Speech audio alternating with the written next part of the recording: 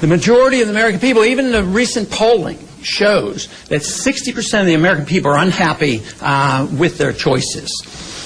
If you take the total number of Americans and the percentage that register, and then the percentage that vote, and then the percentage that vote for a candidate, you end up electing a president with 32% of the American people.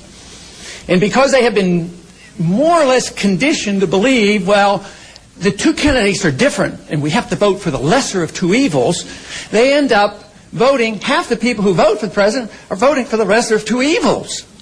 And so therefore 16% of the American people essentially are saying, hey, I like this candidate, and they vote for the president.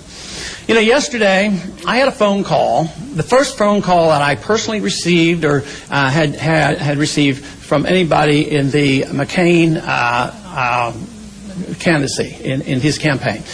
They called, and it was a bit of a surprise to me because their request was that I endorse John McCain today. And I said, well, I don't like the idea of getting about 2 or 3 million people angry at me. So, but they were serious, and it was a respectful call, and the argument was he would do a little less harm than the other candidate. And, you know, we just don't need to do that anymore. You know, I believe it was 1988, and I believe Ralph Nader will remember this campaign, there was a debate going on with George Bush Sr. and Dukakis, and it was to be put on by the League of Women Voters. And there was a secret agreement between George Bush Sr. and Dukakis that they would dictate all the terms, that they would say who can come and who the moderator is and all this, and who had to be excluded. And when they presented these details to the League of Women Voters, they said, no way, they won't do it. And this was their statement. The demands of the two campaigns would perpetuate a fraud on the American voter. That's where we are. And then a few years later, an organization was formed, and it was called the Commission on Presidential Debates. And since that time, since they have been formed, they dictate all the rules. And guess who's chairman? Who they are? It's the former chairman of the Republican Party and a former chairman of the Democrat Party. And they dictate all the rules. So therefore, anybody who opposes the status quo aren't permitted to be in the debates. And that's where we are today.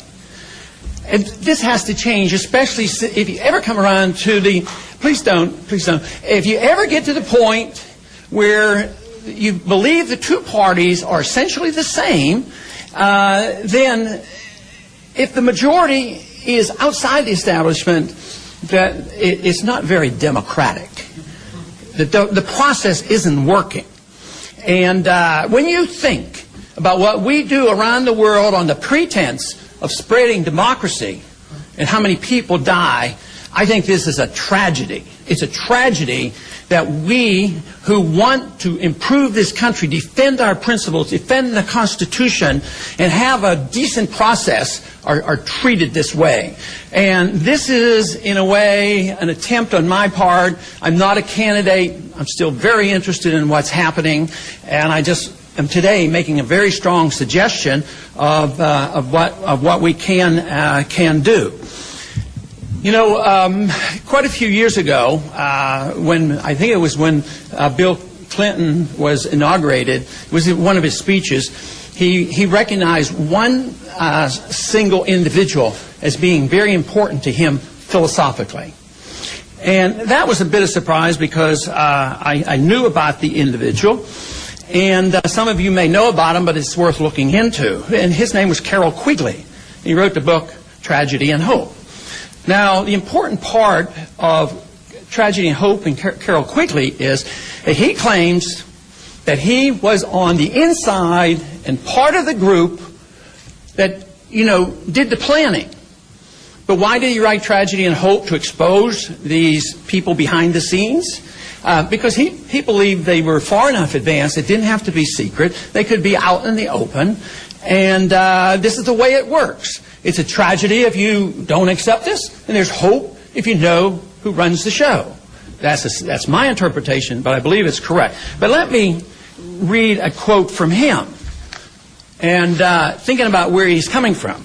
He says, the argument that the two parties should represent opposed ideals and policies, one, perhaps the right of the right and the other of the left, is a foolish idea, acceptable only to the doctrinaire and academic thinkers.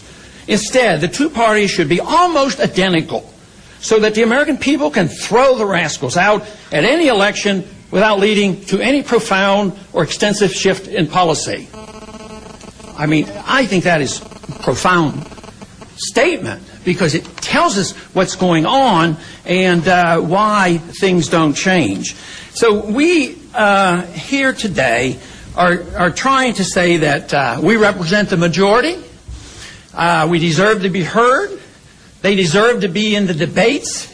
And you say, well, how can they be? They're minor candidates. They don't have enough support. If you'd have everybody get in the debate.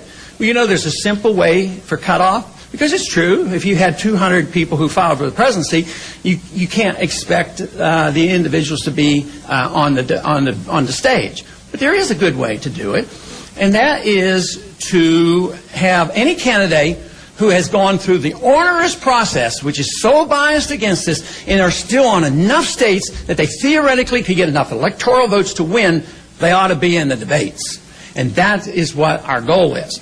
Now, what are the odds of this happening? What are the odds that the commission on the presidential debate all of a sudden will become fair and balanced? None. Absolutely none.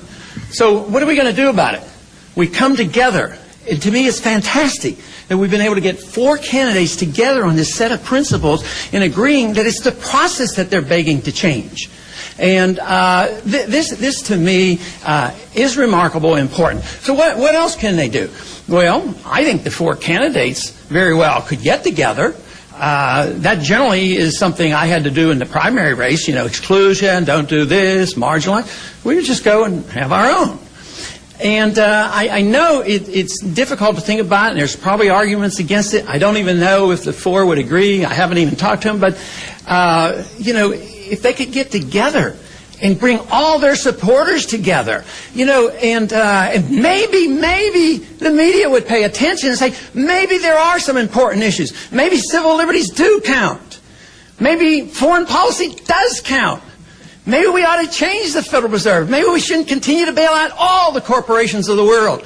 You know, they're all lining up. It's the auto companies. But it's not going to work. And that's why the people are waking up. We know we're getting near the end of this. And that's why I think it's a bigger number, 60%. You'll never know about watching TV because it's a horse race. Who's the most evil? Oh, yeah, he's a little worse than this guy, so we need to do it. So I think what we need is to have a showing. And the only way we can have a showing is to prove this point. Now, first off, where are these 60%? Well, there's a bunch of them who make an intellectual decision not to vote. And we shouldn't just say they're apathetic, because I know a lot who aren't apathetic and are pretty intelligent, and they figured it out. But I'd like them to vote. My recommendation is to vote. But if you add up those who intellectually don't vote, and you take all the alternatives and take that number of half the people who vote just for the lesser of two evil, we are the majority. But the more the merrier. And they say, oh, you know, the first challenge is, oh, you want to hurt the Republican. No, I don't want to hurt anybody. I want to help save the country. And therefore, if this works, if the American people would wake up, I mean, there would be just as many votes that would leave Obama. I mean, he's not for change. That to me makes no sense. So if the Republican side would realize what I'm trying to do, they say they should be funding me.